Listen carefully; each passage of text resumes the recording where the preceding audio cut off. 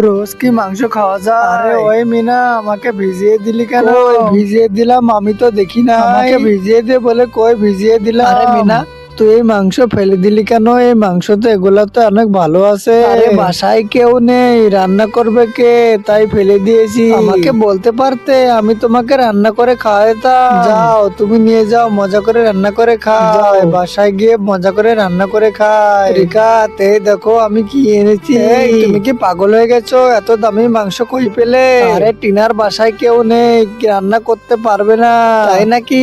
আচ্ছা, আমাকে দাও, আমি এটা অনেক মজা করে রান্না করে বন্ধুরা, আমি প্রথমে এই মাংসগুলো ভালোভাবে ধুয়ে নেব। বন্ধুরা, তোমরা তো জানো এই মাংস রান্না করলে কত নাই মজা লাগে। বন্ধুরা, মাংসটি রান্না হতে হতে তুমি যদি কাঁঠাল খেয়ে থাকো, ভিডিওতে একটি লাইক করো। তুমি যদি তোমার বাবাকে ভালোবেসে থাকো, চ্যানেলটি সাবস্ক্রাইব করো। তুমি যদি তোমার মাকে ভালোবেসে থাকো, কমেন্টে বলে দিও। বন্ধুরা, তোমাদের সাথে কথা বলতে বলতে কত না সুন্দর রান্নাটা হয়ে গেছে।